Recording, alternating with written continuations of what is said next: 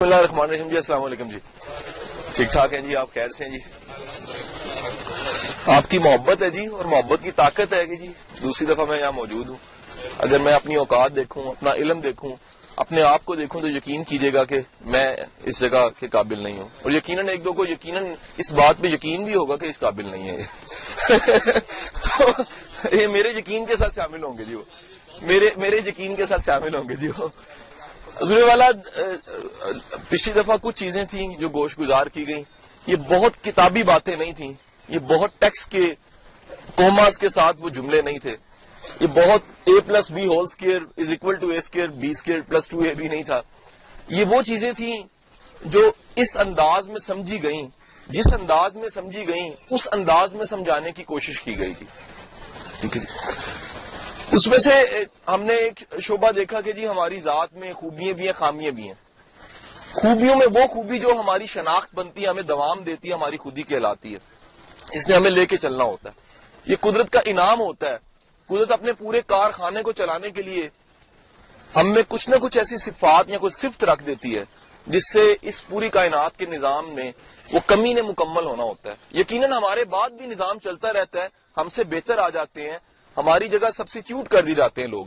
لیکن یہ کہ ہمارے اس ڈیٹ پہ آج کے دن کا موجود ہونا اور یہ دن کا انعام مل جانا اس بات کی علامت ہے کہ ہماری ضرورت تھی، اور یہ ضرورت پوری کرنے کے لیے ہمیں آج کا سانس اور آج کا دن دیا گیا. حضور والا یہ سارا خودی کا عمل چلتا رہا. اس حوالے سے بے شمار آپ کے سوالات تھے، کوشش کی گئی کہ جواب دیا جائے. آج جس حصے کو میں کوشش کروں گا 15 سے 20 منٹ میں آپ تک پہنچا دوں، اس کے بعد میں سوال جواب کی طرف آ جاؤں گا جی. وہ حصہ یہ ہے کہ یقینی بات ہے یہ سوال ہر شعور والے شخص کے دل میں اٹھتا ہے کہ خودی کا سفر شروع کہاں سے ہوتا ہے، خود شناسی کا سفر شروع کہاں سے ہوتا ہے. انسان اپنے جوانی کے ایام میں سوچتا ہے کہ کیا کام ہے جو میرے لیے بہتر ہے، میں کنارے پہ کھڑا ہوں، میری زندگی ابھی باقی ہے. گمان ہوتا ہے، اور اس گمان کی بنیاد پہ مجھے باقی کے ایام جو ان سے وہ کس کام کے لیے اپنے آپ کو صرف کرنا، میں اپنے آپ کو کہاں لگاؤں کہ میں ایکسل کر جاؤں گا، کامیاب ہو جاؤں گا، یا شناخت مل جائے گی، یا میں کامیاب کہلاؤں گا. اسی طرح بعض اوقات انسان اپنے سارے بال سفید کر کے بھی یہ سوچتا ہے کہ میری وہ کون سی کوتاہیاں تھیں، اگر میں نہ کرتا تو میری مثال کی وجہ سے کتنے لوگ آگاہ ہو جائیں کہ ایسا نہیں کرنا. بعض اوقات انسان کا یہ تجسس اور یہ کیوریوسٹی انسان کو بگاتی ہے کہ مجھے آج بھی جاننا ہے خود کو، ابھی بھی کمی ہے، کچھ نہ کچھ ہے باقی جو رہتا ہے جس کو میں نے مکمل کر کے جانا ہے. یہ خود شناسی جو کسی بھی عمر میں کسی کے بھی دل میں یہ خیال پیدا ہو سکتا ہے کہ میں کون ہوں، میں کدھر جا رہا ہوں، اور میں نے جانا کہاں ہے، میری شناخت کیا ہے. یہ سوال کسی بھی عمر کا ہو سکتا ہے. سوال آج کا ہمارا یہ پہلا حصہ یہ ہے کہ عمومی طور پہ جنرلائز اگر کیا جائے تو خود شناسی کا کوئی قدم، کوئی فارمولا، کوئی سٹیپ، کوئی پروسیس ایسا ہے دنیا میں موجود جس کی وجہ سے کہا جا سکے کہ خود شناسی ممکن ہے. جی سوالوں کو لے لیتے ہیں جی، کمفرٹیبل میں کمفرٹیبل ہوں جی، حاضر ہوں آپ کے سوالوں کے لیے، حاضر ہوں. میں اس چیز کو میں بنا دوں جو جی میں وہی حضور والا ابھی تک دنیا کی ہسٹری میں ہم ان لوگوں کے نام لے لیتے ہیں یا لسٹ بنا لیتے ہیں یا خیال لے کر جاتے ہیں ان لوگوں کی طرف جن پہ ہمارا یہ گمان ٹھہرا کہ انہوں نے خود کو جان لیا تھا. حضور والا وہ صوفیہ اکرام ہو سکتے ہیں، وہ اولیاء اکرام ہو سکتے ہیں، وہ نیک لوگ ہو سکتے ہیں، اس کے ساتھ ساتھ وہ لوگ بھی ہو سکتے ہیں جنہوں نے کوئی سوسائٹی کو ڈیلیور کیا، کچھ دے کر گئے. مثلا اگر ایک سائنٹسٹ کا نام لیا جائے آئنسٹائن، اور میں آپ کو لاکھ کہتا ہوں کہ وہ عالم دین تھا، آپ نہیں مانو گے، کیونکہ اس کی شناخت ڈسکوری سے جڑی ہوئی ہے، علم اور سائنس اور تجسس سے جڑی ہوئی ہے. اگر میں ایڈیسن کو ثابت کرنے لگوں کہ ایڈیسن جو ہے وہ بہت بڑا کارپینٹر تھا، آپ نہیں مانیں گے. وہ کارپینٹر تھا ہی نہیں، وہ ڈسکوری کرنے والا تھا. اس نے دنیا میں ایک آسانی پیدا کی کہ 1250 کے قریب ایجادات کر دی. ان ایجادات میں ایک بلب بھی ہے، یعنی اس کی وجہ سے آسانیاں آ گئی. اس کی خودی اور وہ اندر کا پنجابی میں کہنے کیڑا یہ تھا کہ اس نے ساری دریافتیں کر کے دے دی. اس کے بغیر وہ ادھورا تھا. اور وہ کہا کرتا تھا کہ میری دریافت کا عمل اس طرح ہے کہ میں جب ایک چیز کو پیچھے پڑ جاتا ہوں اور وہ ہو جاتا ہے کام, وہ مل جاتی ہے دنیا کو, تو اگلے کام کی دفعہ مجھے پچھلا کام بھول چکا ہوتا ہے. اس معیار کا تجسس ہے, اس معیار کی محنت ہے. وہ کہہ رہے میں سوچتا بھی نہیں ہوں کہ اس سے پہلے میں نے کوئی کام کیا تھا, میرے لیے وہ کام جو میں کر رہا ہوتا ہوں نیا کام ہوتا ہے اور میں پوری انرجی اس میں ڈال دیتا ہوں. تو حضور والا جتنے دنیا کے وہ لوگ تھے جن کے متعلق یہ گمان کیا جاتا ہے کہ انہوں نے خود کو جان لیا تھا, اور وہ جاننے کے بعد انہوں نے وہ کام کیا جس کام کے لیے وہ پیدا کیے گئے تھے, اور ان کی پرفارمنس بہترین پرفارمنس تھی, بحیثیت لیڈر, بحیثیت سائنٹسٹ, بحیثیت ٹیچر, بحیثیت ابلاغ والے لوگ, بحیثیت معلم, کسی بھی طرح انہوں نے بہترین پرفارم کیا تھا. تو سوال یہ پیدا ہوتا ہے کہ انہوں نے خود کو جانا کیسے. تاریخ یہ بتاتی ہے کہ یہ 3-4 باتیں اس میں سے کلوز بتا دوں گا, ممکن ہے اس سے زیادہ ہوں. عمومی طور پہ دیکھا گیا کہ خود کو جاننے والا عمومی طور پہ اس نے اپنے آپ کو غم و ابتلا کے دور میں جانا. جتنا انسان کی شناخت آسان تکلیف کے دور میں ہوتی ہے اتنا خوشی کے اور راحت کے دور میں نہیں ہوتی تھی. حضور والا غم کا دور, تکلیف کا دور, صعوبتیں اور مشکلات کو اٹھانے کا دور آپ کو اپنے آپ سے آگاہ کر دیتا ہے. جسے بابا فرید کے کسی شعر کی تشریح میں مفہوم میں یہ بات آتی ہے کہ اے فرید آنسو بہاؤ, تمہارے اندر جو ریت ہے وہ ہٹ جائے گی اور وہ سونے کی ڈلی جو نیچے پڑی ہے وہ سامنے آ جائے گی. تو حضور والا وہ آنسو بہانا, وہ دل کا شکستہ ہونا کہ تو بچا بچا کے نہ رکھ اسے, تیرا آئینہ ہے وہ آئینہ, جو شکستہ عزیز تب بنتا ہے, وہ اس کے لیے محبت کی نگاہ تب آتی ہے جب وہ ٹوٹ جاتا ہے. تو حضور والا ایک بڑا خوبصورت جملہ جو میرے استاد محترم واصف علی واصف صاحب کوٹ کیا کرتے تھے کہ جس کی آنکھ میں آنسو ہے وہ خدا کی رحمت سے بچ نہیں سکتا. حضور والا خدا کی رحمت سب سے پہلے کنسیڈر کرتی ہے, اگر ویسے تو سب کے لیے, لیکن آنکھ میں آنسو والے کے لیے سب سے پہلے ہوتی ہے. کیوں؟ دل شکستہ ہوتا ہے, دل ٹوٹا ہوتا ہے. اور غم کے ایام, دل ٹوٹنے کے ایام, محرومی کے ایام, جب کچھ پاس نہیں تھا, ان ایام میں لوگوں نے اپنے آپ کو ایکسپلور کر لیا. ایک ایسے صاحب جو انڈیا کے کسی گاؤں بھاڑوا میں پیدا ہوئے اور اپنے زندگی کے ابتدائی ایام انہوں نے اس طرح گزارے کہ والدہ کو طلاق ہو چکی تھی. اس طلاق کی وجہ سے چیلنج یہ تھا کہ والدہ ہمیشہ آزردہ رہتی تھی, غمزدہ. وہ کہتے ہیں کہ جب دیکھا میں نے والدہ کو تو والدہ کی آنکھوں میں آنسو دیکھے. خوشی آئی ہے, عید کا دن ہے, والدہ اس لیے رو رہی ہے کہ وہ میرے پہلے والے بچے تھے. اس زمانے میں کوئی قانون قاعدے بہتر نہیں تھے, وہ آج کچھ بہتر ہو چکے, آزادی سے پہلے کا وقت ہے. وہ کہتے ہیں جی وہ پہلے والے بچے, پتہ نہیں انہوں نے آج کپڑے پہنے ہوں گے کہ نہیں, آج ان کی عید کیسی گزری ہوگی. وہ والدہ روتی رہتی تھی. تو وہ بچہ کہتا ہے کہ یہ والدہ کے غم نے میرے اندر ایک خلا پیدا کر دیا. انسان کی فرسٹ اٹیچمنٹ دنیا میں فزیکلی اگر کسی کے ساتھ ہوتی ہے, ماں کے ساتھ ہوتی ہے. دنیا میں ایک ریسرچ بتاتی ہے کہ دنیا میں 85% لوگوں کے مسکرانے کا انداز والدہ جیسا ہوتا ہے. مسکرانا انسان ریفلیکسز سے سیکھتا ہے, اور یہ ریفلیکسز بھی انسان میں ماں کی جھلک اس لیے زیادہ آتی ہے کیونکہ سب سے زیادہ انسان میں غیر دانستہ, غیر شعوری طور پہ ماں کا چہرہ دیکھا ہوتا ہے. ہم ایک طویل عرصہ ماں کے ساتھ اٹیچ رہتے ہیں. وہ کہتے ہیں نہیں, وہ ریفلیکسز میرے اندر, وہ محرومی میرے اندر ایک گیپ پیدا کرتی ہیں, ویکیوم.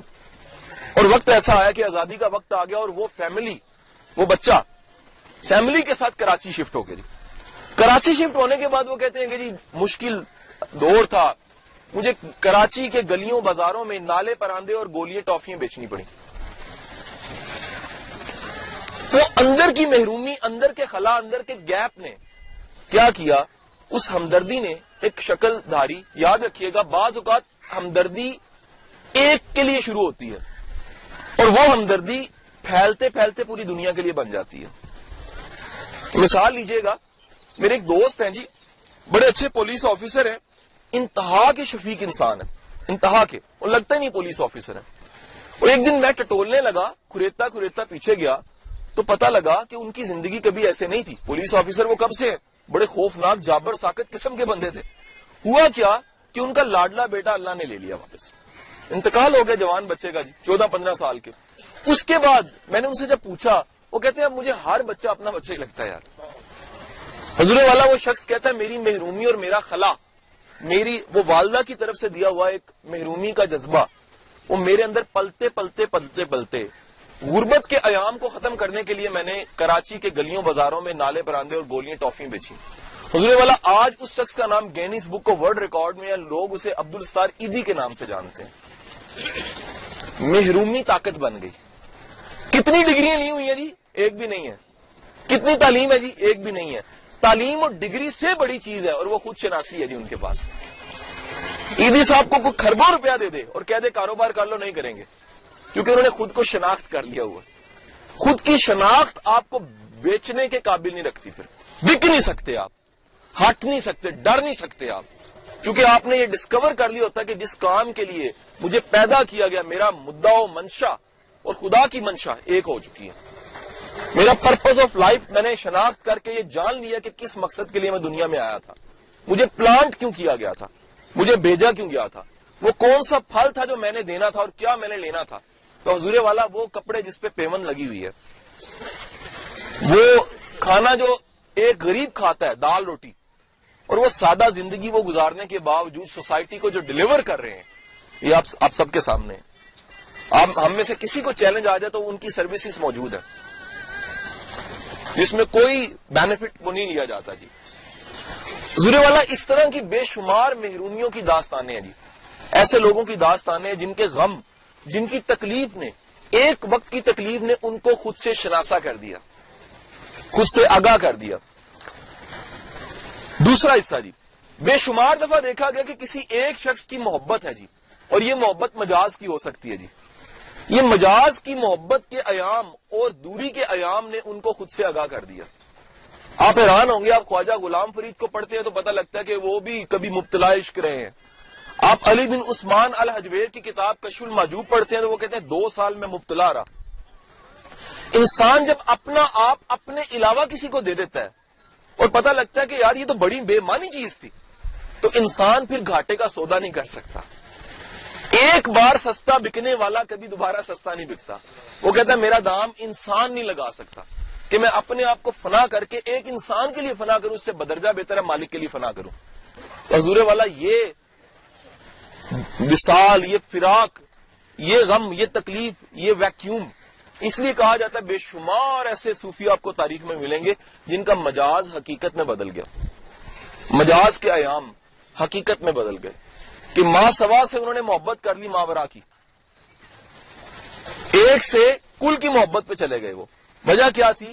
کیونکہ وہ جو سودا کر چکے تھے ان کو شناخت مل گئی، یہ گھاٹے کا سودا ہے، یہ اتنا لو پرائسنگ ہے، اتنی کم قیمت، اتنا کم دام میرا لگ گیا ہے کہ اس دام پہ میں بکنے والا ہوں ہی نہیں. حضور والا تیسرا حصہ، تاریخ میں دیکھا گیا کہ بے شمار لوگوں نے خود کو تب جانا جب ان کو نیک لوگوں کی صحبت مل گئی. اور حضور والا یہ سب سے اس کی بہترین مثال اگر ملتی ہے تو وہ رسول اللہ صلی اللہ علیہ وآلہ وسلم کے دور نبوت ملتا ہے جی. وہ شخص جو ممبر پہ بیٹھ کے اپنی داڑھی پکڑ کے رو کے کہہ رہا ہے میں وہ عمر ہوں جو بکریاں اور اونٹ نہیں چرا سکتا تھا. اگر حضور نہ ہوتے تو آج عمر فاروق نہ بنا ہوتا. حضور والا یہ تمام صحابہ کی جماعت وہ جماعت تھی جو شاید اگر تاریخ میں دیکھا جائے تو ان میں 1-2 نام نامور ہو سکتے تھے. یہ وہ عام لوگ تھے، عربی بدو لوگ، جن میں تہذیب کی بھی کمی تھی، تمیز کی بھی کمی تھی، علم کی بھی کمی تھی. یہ سب سے بڑا کمال تھا رسول پاک صلی اللہ علیہ وآلہ وسلم کی ذات مبارک کا. حضور والا وہ شخص جس کی مجلس، جس کی موجودگی آپ کو فہم شناسا کر دے، اپنے آپ سے آگاہ کر دے. آپ دیکھیے گا آپ اپنے آپ کو دیکھنے کے لیے کسی آئینے کے محتاج ہیں. تو بعض اوقات تاریخ میں دیکھا گیا کہ تاریخ نے ایک ایسا آئینہ دے دیا کچھ لوگوں کو، ایک شخص کو بھی ممکن ہے، گروپ کو بھی ممکن ہے، ایک ایسا آئینہ دے دیا کہ ان لوگوں نے اپنی شناخت اس کے ذریعے کر لی اور ان کے اندر چھپی ہوئی صلاحیتیں جو ان سی ہیں وہ گرو کرنے لگ پڑی. تو وہ تلوار جو عمر خطاب لے کر نکل رہے ہیں، وہ تہذیب جو صحابہ اکرام لے کر نکل رہے ہیں، وہ سخاوت جو عثمان غنی لے کر نکل رہے ہیں، اور وہ علم جو حضرت علی لے کے نکل رہے ہیں، دنیا اس سے فیض یاب ہوتی رہی. وجہ کیا تھی؟ انہیں صحبت صالحہ مل گئی، صحبت صالحہ مل گئی. تو حضور والا کہا جاتا ہے کہ خود شناسی تب بھی ممکن ہوتی ہے اگر آپ کو اپنے سے بہتر کوئی مل جائے، کیونکہ اپنے سے بہتر کا گمان سب سے پہلے آپ کے اندر یہ خیال پیدا کر دیتا ہے کہ میں نفی کر رہا ہوں اپنی ذات کی، مجھ سے بہتر بھی کوئی ہو سکتا ہے۔ جب مجھ سے بہتر ہو سکتا ہے اس کا مطلب یہ ہے کہ میری بہتری کی گنجائش موجود ہے، اور یہ خیال کہ مجھے بہتری کی گنجائش میرے میں نہیں ہے، یہ شیطانی خیال ہے۔ یہ خیال کہ یہ تو کچھ بھی نہیں ہے، اگر یہ کچھ بھی نہیں ہے تو آپ بھی کچھ بھی نہیں ہے۔ کسی کی نفی در حقیقت آپ کی اپنی ذات کی نفی ہے، نگیٹ۔ اور اگر آپ اپنی ذات کی نفی سے شروع کرتے ہیں، وہ نفی اسبات دا پانی پھریا ہر رگے ہر جائی ہو، وہ پہلے نفی اپنی سے شروع ہوتا ہے سفر، اور آپ آگے بڑھ جاتے ہیں۔ تو حضور والا یہ تین چیزیں ہوگی۔ مولانا رومی فرماتے ہیں کہ ایک بھیڑ کا بچہ، شیر کا بچہ پھرتے پھرتے گھومتے گھومتے گم گیا اور بیڑوں میں رہنے لگ پڑا۔ بیڑوں میں رہتے رہتے ایک زندگی اس نے گزار دی، وہ بھول ہی گیا کہ میں شیر ہوں اور شیر کا بچہ ہوں۔ وقت گزرا، ایک دن اس نے دیکھا کہ شیروں کا ایک لشکر جا رہا ہے، اور جیسے ہی اس نے شیروں کے لشکر کو دیکھا اس کو خیال آیا یہ کچھ ملتی جلتی بات ہے، ان کے انداز، ان کے اطوار، ان کا سٹائل، ان کے اندر جھلک میرے والی ہے۔ تو اس نے دیکھا کہ شیر نے ایک دم سے بھیڑ کو پکڑا، شکار کیا اور کھا گیا، ہڑپ کر گیا۔ فوری طور پہ اس کے اندر کا شیر جاگ گیا۔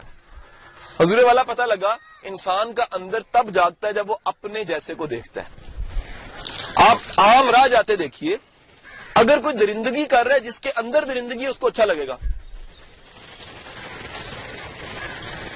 گناہ کی ترغیب، ایک گناہ کر رہا ہے دوسرے کو ترغیب مل جائے گی جس کے اندر پہلے سے سویا ہوا تھا، اچھا ہے بھی ہو سکتا ہے کہ نہیں جی؟ اور نیکی کی ترغیب بعض اوقات آپ کی سوئی ہوئی نیکی کو جگا دیتی ہے کہ نہیں جی؟ حضور والا لاہور شہر میں، شاید یہ پچھلے دفعہ میں نے واقعہ سنایا کہ نہیں، یہ شالامار باغ کا ایریا جون سا ہے، یہ واقعہ سنایا تھا جی آپ کو؟ یہ شالامار باغ کا ایریا جون سا، اگر آپ میں سے کو پرانا آگاہ ہے، تاریخ لاہور سے آگاہ ہے، تو اس کی ارد گرد کی بیلٹ میں زیادہ تر ہندو اور سکھ لوگ رہا کرتے تھے، زیادہ آبادی ادھر کی، اور ان کے جون سے معاملات زیادہ تھے۔ تو کسی شام کے کسی پہر میں، عصر کے بعد کے وقت میں، کوئی اللہ کے نیک ولی وہاں پر شالامار باغ میں ٹہل رہے تھے، تاریخی جگہ ہے۔ ان کے ساتھ ایک موتقد تھا، ایک چاہنے والا مرید کہہ لے، موجود تھا۔ تو مغرب کا وقت ہو گیا، تو انہوں نے اس کو کہا کہ بیٹا اذان دے دو۔ اس نے دیکھا ادھر ادھر دیکھا، اس کے بعد کہا کہ حضور اذان کی ضرورت نہیں ہے۔ کہ کیوں نہیں ہے؟ کہتے میں جدھر دیکھتا ہوں یہاں پگڑ نظر آتے ہیں سکھوں کے، یہاں کلک نظر آتی ہے ہندوؤں کی، تو یہاں اذان دینے کی کیا ضرورت ہے؟ تو بیٹا آپ اذان دے دو۔ اذان دی تو پیچھے مڑ کے دیکھا 3 صفیں بن چکی تھیں۔ تو اس مرید نے کہا جی حضور یہ کیا معاملہ ہے؟ انہوں نے کہا بیٹا ایک حق کی بات کرتا ہے، لوگوں کا سویا ہوا حق خود جاگ جاتا ہے۔ حضور والا ایک کا حق بولنا کتنوں کے سوئے ہوئے حق کو جگا دیتا ہے۔ تو تاریخ بتاتی ہے کہ ان ایام میں ان لوگوں کی سنگتوں میں لوگوں کی خودی بیدار ہوئی جن کو تاریخ نے سقراط ارسطو کہا۔ ان لوگوں کی سنگتوں میں لوگوں کی خودی بیدار ہوئی جن لوگوں کو لوگوں نے پیغمبر اور نبی کہا۔ ان لوگوں کی سنگتوں میں لوگوں کی خودی بیدار ہوئی جن کو لوگوں نے ولی یا درویش کہا۔ حضور والا یہ وہ لوگ ہوتے ہیں جو آپ کے اندر وہ موجود انسان جو خدا نے جس پرپس کے لیے بھیجا تھا اس کو جگا دیتے ہیں۔ ان کا حق کی پکار آپ کے حق کو جگا دیتی ہے، ان کا منشا کا کہنا آپ کو خدا کی منشا کی طرف لے جاتا ہے۔ تو یہ وہ عمومی طور پہ یہ وہ جرنلائز باتیں ہیں، ممکن ہے اس کے علاوہ بھی ہو جائے۔ بعض اوقات کسی کا گناہ اس کو خودی سے آشنا کر دیتا ہے۔ کیسے؟ وہ بڑا معروف ایک جوک بھی اس حوالے سے وہ بعد میں سنا دیتا ہوں۔ کسی کا گناہ ایسا ہوتا ہے کہ جب وہ توبہ کی طرف جاتا ہے تو سب سے بڑا انعام یہ ہوتا ہے کہ خدا اس کو اسی سے آشنا کر دیتا ہے، خدا رحم آ جاتا ہے۔ اس کے آنسو نہیں دیکھے، وہ جی ایسے خوبصورت آنسو ایسا ترلا ڈالتا ہے کہ سارے گناہ مٹا دیتا ہے۔ وہ کہتے ہیں جی پہلا انعام یہ ہے کہ تجھے سے آشنا کر دیا۔ وہ کہتے ہیں شیطان اٹھانے آ گیا، جوک یہ تھا، شیطان اٹھانے آ گیا کہ فجر دا ٹائم میں اٹھ جا۔ انہیں کہا جی تو تے شیطان ہے، تو کیوں اٹھا؟ کہتے کل تو نہیں اٹھ سکے، بعد رویا بنا ہے۔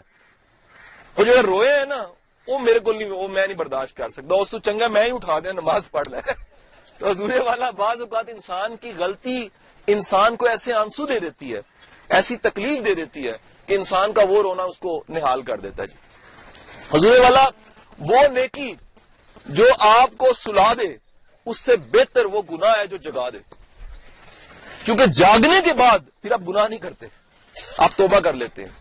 لیکن یہ چانس ہوتا ہے کہ نیکی کے سوئے ہوئے عمل میں آپ 100 گناہ کر دیں لیکن نیکی سمجھ رہے ہو۔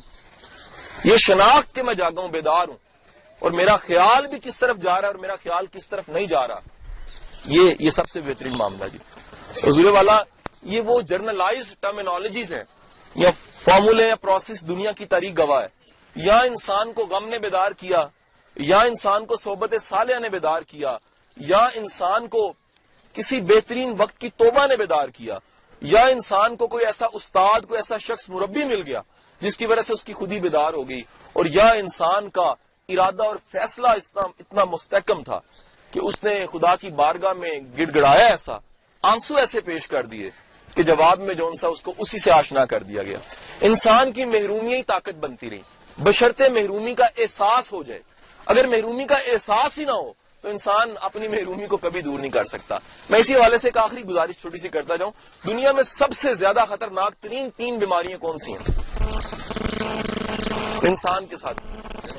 کینسر ہے جی، دل کی بیماری بھی ہو سکتی ہے جی، HIV ہے جی، ایڈز، اور جی ہیپاٹائٹس C ہے جی۔ حضور یہ 3 جو بیماری ہیں، کینسر، ہیپاٹائٹس C اور یہ بیماری جون سی ہے، یہ کیوں خطرناک ہے؟ انہیں سب سے زیادہ جان لیوا کیوں کہا جاتا ہے؟ حضور جب پتہ لگتا ہے تب وقت گزر گیا ہوتا ہے۔ تو پتہ لگا کہ انسان کے لیے سب سے بڑی ٹریجڈی ہوتی ہے اسے پتہ ہی نہیں لگے میں غلط کتنا ہوں۔ انسان کے اوپر سب سے بڑی مالک کی رحمت یہ انسان کی اپنی آنکھ اپنے آپ پہ کھل جائے۔ جب آپ خود کو جاننے لگ پڑتے ہیں، اپنی غلطیاں، اپنی کوتاہیاں، اپنے اندر کا موسیٰ، اپنے اندر کا فرعون آپ کو پتہ لگ جاتا ہے تو بہتر ہو جاتا ہے معاملہ۔ جب آپ کو اپنی فالٹ، اپنی غلطیاں نہیں پتہ لگتی تو سب سے زیادہ خطرے کی حالت ہوتی ہے۔ تو حضور انسان کو کینسر سے بچنے کا بہتر حل کیا ہے؟ رب سے دعا بھی کرنی چاہیے، کیا میرے مالک مجھے میری غلطیوں سے آشنا کر، میرے اندر کہیں ایسے کینسر نہ پلتے رہے، نفرت کے کینسر، تکلیف کے کینسر، دوسروں کو دینے کے، بغض کے، لالچ کے، طمع کے، ایسے کینسر نہ پلتے رہے کہ جب وہ پتہ لگے تو پتہ لگے وہ آخری سانس تھا اور میں ان کو ٹھیک نہ کر سکوں۔ تو حضور والا خود شناسی تمنا سے بھی ہے، خود شناسی دعا سے بھی ہے، خود شناسی التجا سے بھی ہے۔ کوئی سوال جی؟ بسم اللہ۔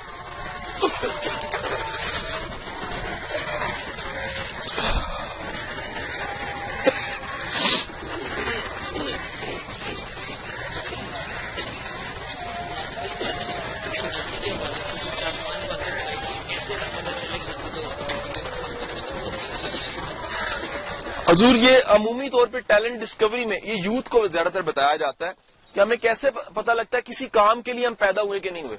وہ کام آپ کو تھکاتا نہیں ہے جی، وہ کام آپ کو تھکاتا نہیں ہے۔ نمبر 2، اس کام میں آپ کو نفع اور نقصان کی غرض بھی ختم ہو جاتی ہے، ریوارڈ کی سینس ختم ہو جاتی ہے جی۔ نمبر 3، وہ کام آپ کا بعض اوقات دشمن بھی آپ کی تعریف کرنے لگ پڑتا ہے اس کام کی وجہ سے۔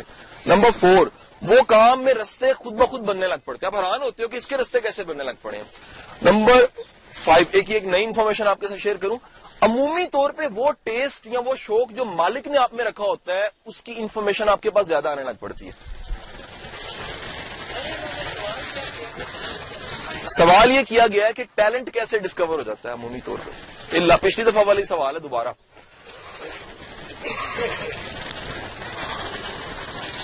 ایک سوال ہے جی، یہ معروف شعر ہے، خودی کو کر بلند اتنا کہ ہر تقدیر سے پہلے خدا بندے سے خود پوچھے بتا تیری رضا کیا ہے۔ سر میں پچھلے کچھ سالوں سے، کچھ 3-4 سالوں سے گورنمنٹ کا ایک ڈپارٹمنٹ ہے، اس کو DSD کہتے ہیں، یہ ایجوکیشن ڈپارٹمنٹ کے کور میں آتا ہے، اور یہ جتنے آپ کے ایجوکیشنسٹ ہیں ان کو ٹریننگ دیتے ہیں جی۔ یہاں پہ DO سے لے کے جتنے جونیئر ٹیچرز ہوتے ہیں وہ ٹرینڈ ہوتے ہیں، اور پچھلے کو 3-4 سال میں نے کو 7-8 ہزار ہیڈ ماسٹر اور DOs AEOs وغیرہ کو پڑھایا ہے۔ ایک میرے پاس بیج ایسا آیا جس میں نے اسی شعر کی تشریح پوچھ لی، تو اس ماسٹر صاحب نے مجھے کھڑے ہو کے کہا خود ہی اپنا آپ چکو ہو۔ تو میں نے کہا جی کیا معاملہ، اگر اپنے آپ کو چک کے ہی بلند کرنا ہے تو پھر تو معاملہ خراب ہو گیا، مینار پاکستان سے چڑھ جو ہے شعر واسطے۔ حضور والا یاد رکھیے گا، خودی کو کر بلند اتنا کا مطلب یہ ہے کہ آپ کی اپنی شناخت اس مقام پہ پہنچ جائے جہاں آپ کو اپنے ہونے اور اپنے وجود کے مدعا میں یہ پتہ لگ جائے کہ مالک کی منشا کیا تھی، میں یہاں موجود کیوں۔ وہ کیا خوبصورت بات کسی نے کہی ہے کہ انسان کبھی اپنی ڈیٹ آف برتھ نہیں بھولتا، اور دوسرا وہ اس دن کو بھی کبھی نہیں بھولتا جس دن اسے یہ پتہ لگتا ہے مجھے پیدا مالک نے کیا کیوں تھا. حضور آپ کو پرپز آف برتھ پتہ لگ جائے, ڈیٹ آف برتھ پتہ لگ جائے, میں پیدا کیوں ہوا اور کس وجہ سے مجھے بھیجا گیا, اگر یہ شناخت ہو جائے تو آپ کو خود ہی کا پتہ لگ گیا جی. اور خود ہی کا ایک مقام ایسا ہے جہاں پر آپ کی منشا اور مالک کی منشا ایک ہو چکی ہوتی ہے. یہ ایک پرسائز اس کا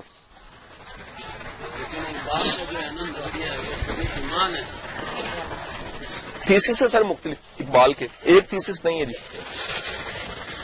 سر ہماری یوتھ جو ہے اس وقت پڑھائی کی طرف بہت زیادہ لاگا ہے, ان کی عمر 12-18 سال ہے. ہم دیکھتے ہیں کہ بچوں کے اندر بڑوں کی تعداد زیادہ ہے, بڑوں کی یوتھ نہیں ہے. اس کے لیے کہ ہمیں کرنا چاہتا ہے. اچھا حضور ایک گزارش کر دوں, ہمیں ہمارے میں سوال کو دہرا دیتا ہوں, یوتھ جو ان سی ہے وہ نیکی کی طرف اتنی راغب نہیں ہے. مساجد میں آپ کو زیادہ عمر رسیدہ لوگ ملتے ہیں. حضور آج سے ایگزیکٹ 100 سال پہلے چلے جائیں, اگر تاریخ اٹھا کے دیکھیں تب بھی یہی حالات تھے. میں نے تاریخ فرشتہ پڑھی ہے, مجھے آج کی تاریخ لگی ہے. میں نے فرانسس برنر کو پڑھا 1638 کے فرانسس برنر کو, میں حیران ہوں, مجھے لگا آج کی تاریخ کی بات ہو رہی ہے. مجھے آج کا وزیر اعلیٰ اور تب کا بادشاہ تقریباً ایک جیسے ہی لگا ہے, اتنا ہی خوش آمد پسند لگا. تو حضور والا یہ ایک عجیب مما ہوتا ہے کہ ہمیں بسا اوقات اپنے دور کی بدی سب سے زیادہ بڑی بدی لگ رہی ہوتی ہے.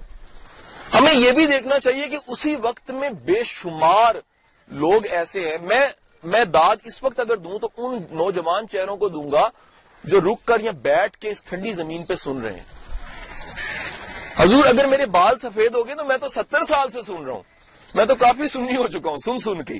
لیکن حضور اگر میرا آج کا ینگ بلڈ ہے, میں واک بھی کر سکتا ہوں, میں گھر سو بھی سکتا ہوں, لیکن میں سن رہا ہوں, مجھے لگ رہا ہے کہ مجھے بھی سننا چاہیے, مجھے ڈائریکشن چاہیے, یہ بہت بڑی بات ہے.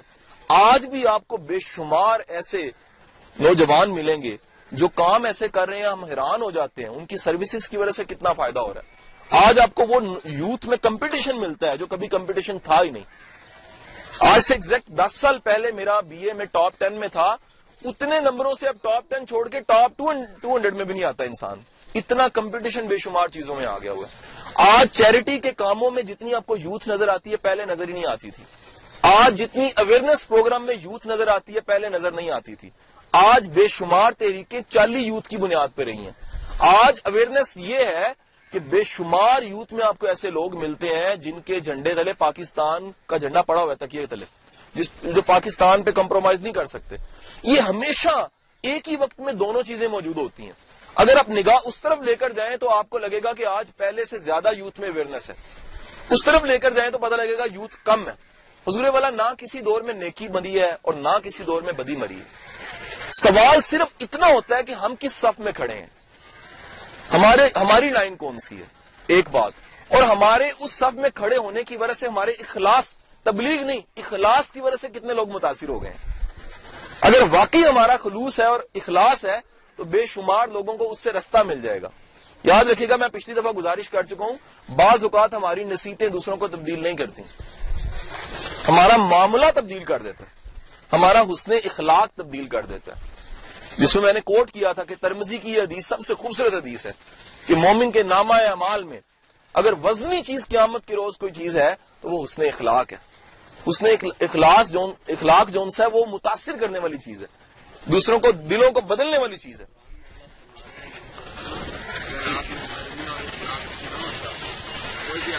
بجا جی حضور والا صاحب سر. اس معاشرے میں نے جتنا جھوٹا پاکستانی کو دیکھا ہے, سب سے زیادہ جھوٹ بولنے والی قوم لگ چکے ہیں. یہ کیسے ختم کیا حضور والا؟ میرا پاکستان, میں خود ہوں 5 فٹ 5 انچ, میرا سوال ہی ختم ہو جاتا ہے دوسروں کے لیے جب میں اپنے بارے میں سنجیدہ ہوں.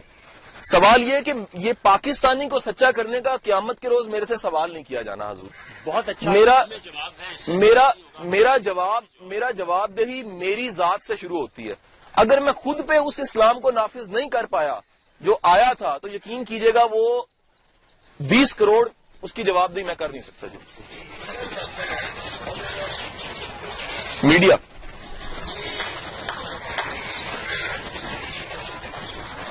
بالکل سچ ہے. یہ سب سے خوبصورت سوال میں اس کو اس لیے کہوں گا, یہ سنجیدہ ترین سوال ہے. یہ سوچنے گنجائش دیں گے غلطی کی, آپ کبھی گنجائش نہیں دیں گے کیوں؟ اس کے 25 سال شعور کے آ چکے ہیں، بالغ ہو چکا ہے، میچور ہو چکا ہے، غلطی کی گنجائش نشتا. لیکن اگر 7 سال کا بچہ ہے تو کیا ہوگا جی؟ اگر وہی غلطی کرے ممکن ہے میں معاف کر دوں. کیوں معاف کروں؟ ابھی اتنا پختہ نہیں ہوا. حضور والا ہمارے ملک میں پچھلے 12-13 سال سے میڈیا آزادی کی طرف چلا گیا جی، مشرف گورنمنٹ کی وجہ سے.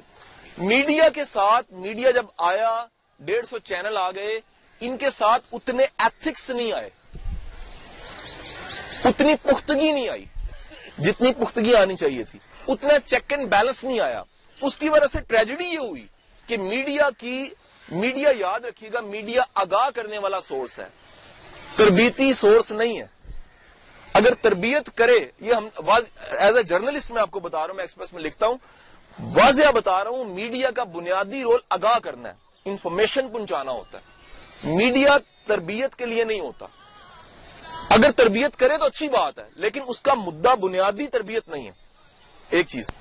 اب میڈیا کی پرابلم یہ آتی ہے کہ ہمارے پاس سکینڈ میڈیا نہیں ہے، اس کی سکیننگ نہیں ہے کہ چھاننی لگا کے پہلے دیکھا جائے کہ اس میڈیا کی چیزیں جو دکھائی جا رہی ہیں اس کے اثرات کیا پڑ رہے ہیں، سوسائٹی کس طرف جا رہی ہے.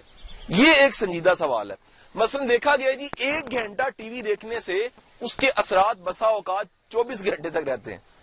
کس طرح آپ کا خیال جو ان سے وہ نہ چاہتے اس طرف چلا جاتا ہے. جیسے آپ اچھی چیز سن لیں تو خیال میں چلتی رہتی ہے، آپ بدی کو سن لیں تو خیال میں چلتی رہتی ہے. بعض اوقات ایک بےہودگی آپ کے دماغ میں کتنی دیر چلتی رہتی ہے. تو میڈیا کا امپیکٹ 2 چیزوں سے، 2 ہی طریقے ہیں جی اس کے. یا تو ہم اتنے پختہ ہو چکے ہوں کہ ہمارا اثر نہ لے سکیں، ہم پلانڈ ہو. مثلا ایک ینگ انسان جس کے اپنے بچے چھوٹے چھوٹے ہیں، میں کہتا ہوں جو کارٹون دکھا رہے ہو کبھی خود بیٹھ کے دیکھیں ہیں. وہ کہتا ہے ہمیں دیکھنے کی ضرورت ہی نہیں ہے. میں کہا کبھی وہ خوراک جس کے متعلق تمہیں ڈاؤٹ ہے کہ اس میں زہر ہے بچے کو کھلاؤ گے؟ کہتا نہیں. میں کہا پھر وہ جو دکھا رہے ہو تمہیں یقین ہے کہ اس میں زہر ہے کہ نہیں ہے؟ ممکن ہے وہ کارٹون کل کو اتنے بدتمیز بنا دیں کہ کل کو تمہارے سامنے وہ کھڑا ہی نہ ہو سکے، کہ تم اسے کھڑا ہی نہ کر سکو. تو حضور والا جب تک ہم آگاہ نہیں ہیں تب تک ہم اسے سکینڈ نہیں کر سکتے. میں قطعی نہیں کہوں گا کہ ہمیں پورا میڈیا ڈینائی کر دینا چاہیے. بات یہ ہے کہ میری تسکین میڈیا سے اگر جڑی ہوئی ہے تو میں جان نہیں چھڑا سکتا. ذاتی اگر مثال دوں تو خدا گواہ ہے کہ مجھے 10 دن تک ٹی وی دیکھنے کی توفیق نہیں ملتی. مزاج میں نہیں ہے سر، لکی ہوں جی. اور اخبار میں سب سے کم جن خبروں کی طرف میرا دھیان جاتا ہے وہ 3 قتلوں کے بعد بھاگنے والوں کی طرف، جو ان سی خبریں ان کی طرف کم جاتا ہے. وجہ یہ کہ میرا ان کے ساتھ میری کوئی ہے نہیں، کیمسٹری میچ نہیں ہوتی. میرا خیال پورا گندا ہو جاتا ہے. اس سے بدرجہ بہتر ہے کہ میں اپنے کام کی چیز اس میں سے لے لوں. حضور آخری ایک اور گزارش کر دوں، 150 چینل میری کیبل پہ آ رہا ہوتا ہے. مجھے پوری آزادی حاصل ہے کہ ایک چیز جو مجھے پسند نہیں ہے، مجھے نقصان دے رہی ہے، میں چینل بدل کے دوسری لے لوں. مجھے کون یہاں بندوق رکھ کے کہہ رہا ہے دیکھتا رہے؟ کوئی نہیں کہہ رہا. تو اگر وہاں پر آپ سلیکٹو ہیں تو اپنی سلیکشن کا اور باشعور انسان ہونے کا پورا مظاہرہ کیجیے. کوئی پابند نہیں کر رہا آپ کو کہ یہ دیکھنا ہے. اینی کوشچن جی؟ اور کوئی سوال؟ اپنی تربیت کے لیے کون سے فیکٹر زیادہ استعمال کرنے چاہیے جو اپنی تربیت کو ہم بہتر کر سکیں؟ حضور والا میرا حال 2 سیشنوں میں اس پہ بے شمار جملے، بے شمار باتیں آ چکی ہیں. انہیں کوئی اگر تھوڑا سا ریوائز کر لے تو بے شمار چیزیں آ جاتی ہیں جی. بے شمار چیزیں ایسی آ جاتی ہیں جن کی نشاندہی اور اشارہ میں نے دے دیا.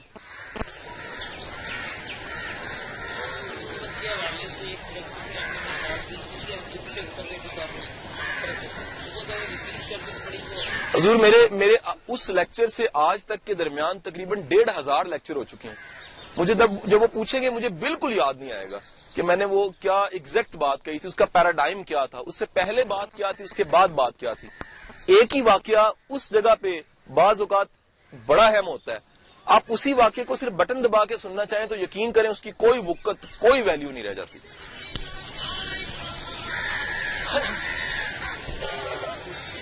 کوئی سوال جی؟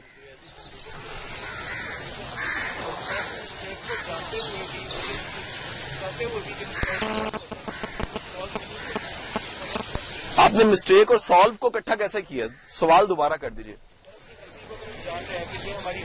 جی جی.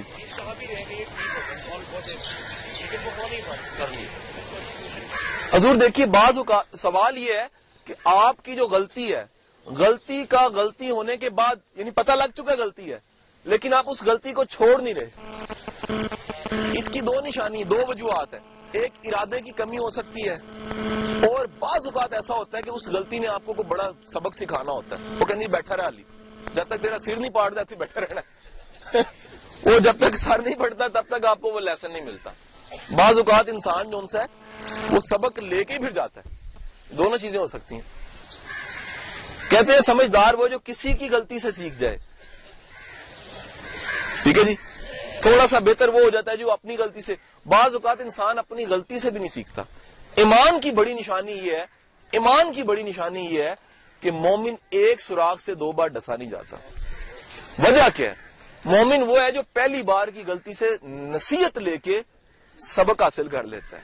ایمان کی نشانی یہ ٹھہر گئی. مومن وہ ہے نا جی جس نے غلطی کی، سیکھا اور توبہ کر لی کہ مالک میری توبہ، اس گلی سے اس رستے سے میں دوبارہ نہیں گزروں گا. وہ کہتے ہیں ایک روایت بنی ہوئی ہے، یہ میں نے بزرگوں سے اپنے سنی کہ عیسیٰ علیہ السلام دوڑے تھے، تیز بھاگ کے جا رہے تھے، تو کسی نے روک لیا ان کو کہ حضور آپ ید بیضا دم عیسیٰ آپ وہی ہیں؟ انہوں نے کہا ہاں جی، ہاتھ نکالوں تو روشن ہوتا ہے، مردے کو زندہ کر سکتا ہوں. بھاگ کیوں رہے ہیں؟ کہتے ہیں آپ بھی بھاگو. کہتے ہیں کیوں؟ کہتے ہیں پیچھے ایک احمق آ رہا ہے. وہ کہتے ہیں کیوں؟ کہتے ہیں یہاں صرف کالو سلام، یہاں پر سلام کر کے نکلنے کا حکم ہے. تو وہ نصیحت جو ہو جاتی ہے کہ یار اس کے ساتھ میں نے سنگ پھنسا لیے، تو جتنا وقت اور انرجی میری ضائع ہو جائے گی وہ کسی نتیجے پہ نہیں پہنچے گی. اس کے بعد کیا کریں گے آپ؟ ساری زندگی کے لیے یہ غلطی دوبارہ نہیں دہرائیں گے. حضور ایک مثال اگر اجازت دیں تو میں کوٹ کرتا جاؤں. یہ ایک ویسے لمبا ایک وہ واقعہ میں نے مختصر سا سنا رہا ہوں. میں نے پھر یہ غالباً جو سا جنید بغدادی کے حوالے سے اس کو منسوب سنا. غالباً حضور کہا جاتا ہے کہ ایک شخص تھا جس نے ٹریول کرنا تھا، دوسرے شہر جانا تھا. پرانے وقت کی بات ہے، تو اسے اپنی بیوی کو چھوڑنا تھا کہیں، کیونکہ کوئی سنبھالنے والا ذمہ دار نہیں تھا. تو اپنے وہ پیر صاحب بزرگ نیک جو تھے ان کے پیر خانے چلا گیا، زنان خانے میں جا کے کہا، ریکویسٹ کی کہ جی زوجہ کو یہاں چھوڑ دیتا ہوں، میں نے کوئی مہینے 2 مہینے کے لیے جانا ہے. وہ 2 مہینے کے لیے چلے گئے. جب چلے گئے تو رات کے کسی پہر میں وہ تہجد پڑھ رہے تھے. بزرگ جو ان سے تھے ان کو پانی کی طلب ہوئی. پانی کی طلب ہوئی تو انہوں نے آواز لگائی ہے کو پانی دے. تو اس کی جو زوجہ تھی، بیوی تھی اس شخص کی، اس نے ہاتھ نکال کے پیر صاحب کو پانی پیش کیا. جب پانی پیش کیا تو ہاتھوں کی بناوٹ سے انہوں نے چہرے کی تصویر بنا لی. وہ بنائی تو ساتھ ہی وہ جو درویشی اور بزرگی تھی وہ ختم ہو گئی. میں دوبارہ ریپیٹ کر رہا ہوں، بعض اوقات ایک پوری امپائر کھڑی کی ہوئی ایک گندے خیال سے ختم ہو جاتی ہے. وہ ختم ہو گئی. ختم ہوئی تو انہوں نے پیالہ ادھر ہی توڑا، انہوں نے رونا شروع کر دیا اور کہا جی میں لٹیا گیا، تباہ ہو گیا، ساری ریاضت میری غرق ہوگی. کیوں؟ میرا ایک خیال ایسا آیا کہ اس خیال کے بعد توبہ کر لی میں نے، یہ تباہی ہو گیا. اب جناب وہ رسوا ہو کے پھرے گلیوں میں بازاروں میں اور چیخ چیخ کے کہیں میں لٹیا گیا، کو میرا معاملہ حل کرو. تو کسی نے بتایا کہ دریا کے کنارے چلے جاؤ. دریا کے کنارے ایک بزرگ بیٹھے ہوں گے، وہ دعا کریں تو یہ تمہارا معاملہ، وہ مقام جو تھا دوبارہ مل جائے گا. تو وہ وہاں گیا تو وہاں کیا دیکھتا ہے کہ ایک شخص بیٹھا ہے جس کی گود میں ایک بچہ ہے، بار بار اسے بوسہ دے رہا ہے اور پاس شراب کا ایک جونسا ہے وہ جام پڑا ہے وہ پیتا ہے. اس نے کہا یہ نہیں ہو سکتا، یہ دعا کرے گا جو بچے کو بوسہ دے رہا ہے اور شراب کا پیالہ پڑا. واپس جانے لگا تو اسی شخص نے بلا لیا، آجا آجا آجا. کیا ہوا؟ کہتا ہے یہ دعا کرانے آئے ہو؟ اس نے کہا ہاں جی. اس نے دعا کی، وہی مقام مل گیا. یہ رونے لگ پڑا. کہتا جی یہ مقام آپ کو کیسے ملا؟ آپ تو یہ عجیب سے بندے ہیں. اس نے کہا یہ عجیب سا بندہ نہیں، یہ میرا بیٹا ہے اور یہ شربت ہے، یہ شراب نہیں ہے. اس نے کہا حضور یہ حلیہ کیوں دارا ہوا ہے؟ کہتا ہے اس لیے کہ کوئی اپنی بیوی میرے پاس نہ چھوڑ کے چلا جائے. حضور اس میں پورا لیسن ہے اگر آپ سمجھیں تو، اگر بات سمجھیں تو بعض اوقات وہ اس طرح کی روایات بنی ہوتی ہیں ایک پورا میسج سمجھانے کے لیے، پورا میسج سمجھانے کے لیے. آخری ایک گزارش کرتا جاؤں، اس کے بعد میں کوشش کروں گا کہ بات مکمل. بعض اوقات چھوٹی چھوٹی باتوں میں بڑا بڑا لیسن چھپا ہوتا ہے. ایک صاحب تھے جی، انہیں غلط فہمی ہو گئی، خیال آیا کہ مجھے احساس کمتری ہے. احساس کمتری ویسے جانتے ہیں نفسیاتی مسئلہ ہے، عارضہ ہے. وہ کسی ماہر نفسیات کے پاس چلا گیا اور جا کے رونے لگ پڑا اور کہا کہ جی حضور میرا مسئلہ یہ ہے کہ مجھے احساس کمتری ہے. اس نے کہا تمہیں کیسے خیال آیا؟